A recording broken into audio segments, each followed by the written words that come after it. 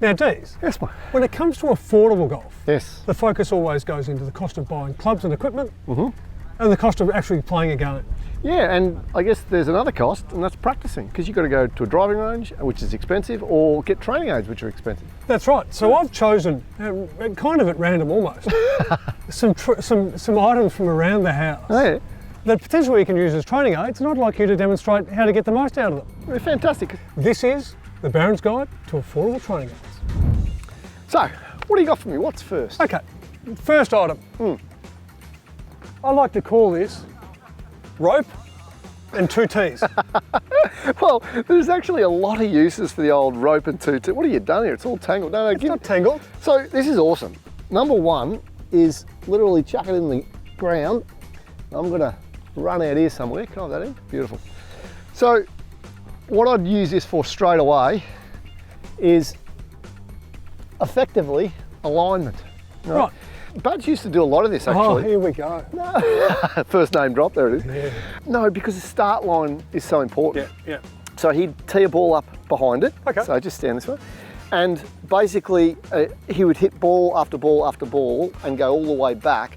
But clearly your start line is the major focus. And when you're over it, I guess sometimes your eye line can be a little bit skewed. Yeah. So that's the first one is basically... So that was like the when I was chipping out of the trees, facing your wood.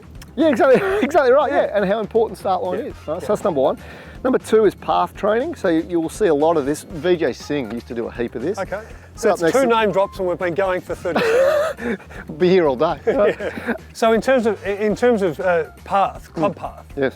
so you're actually just hitting along the rope. Yeah, you can hit next to the rope and effectively, obviously, you can have a look at your divot. That's you've got sort of two ways of looking at it. But I think what it helps a lot of people understand is they get a bit distracted by the ball and they have no idea where they're swinging. Yeah, but at least with this, they're really Yeah. concentrating on the like direction their path is. So. Rope and 2 tees, Rope and 2 Ds, that's the cracker. What else, Phil?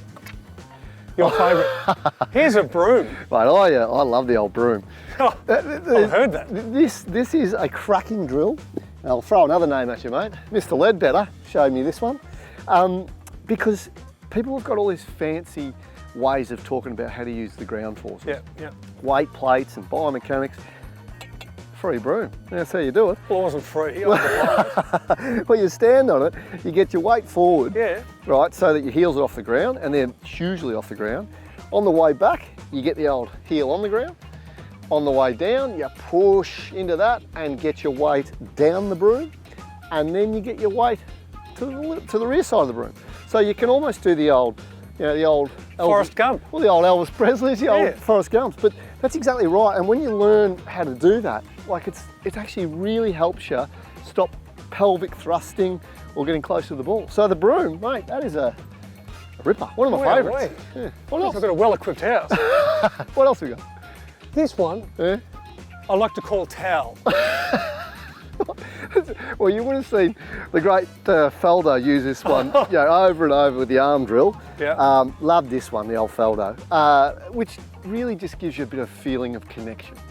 Lots of people use their arms a little bit incorrectly and they don't have any body use. So, the arms go up, the arms go down. At least this thing, under both arms, allows for a fair feel of connection. But I'd limit this one to just pitch shots because after you get about 9 o'clock high for a pitch shot, of course you need to separate your arms a little bit. So most of the time the towel will drop. But there is one other one that's a ripper, and that is Oh, give me a name. radius, it's called. You got a name drop here though. No, well, Surely. the great Dale Lynch, one of the great coaches, showed me this when I was little, and I still use it to this day. So you grab the towel, put it on your sternum, put your hand down, and there's your radius. Now, people always say keep your arms straight. Yeah. You don't need to, you just need to keep your radius. So look at this, watch and learn, Phil, watch and learn. I'm trying. There's a straight arm, Yeah. there's a bent arm. But look at the radius, stayed the same, right? So it doesn't matter that the arm's necessarily bent, it's the radius. And double whammy, the right arm radius.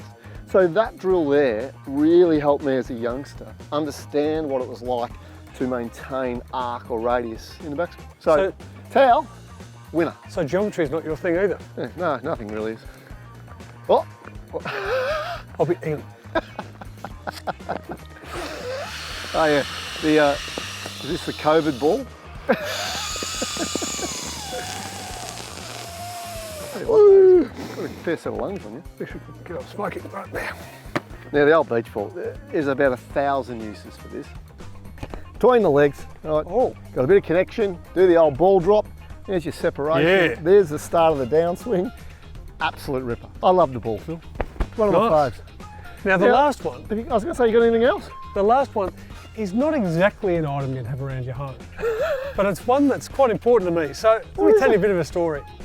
2001, my caddying debut, the Australian PGA at Royal Queensland. I forget you're a caddy. I was on the bag of Brad Forrester, and we were staying with a great man by the name of Mark Officer.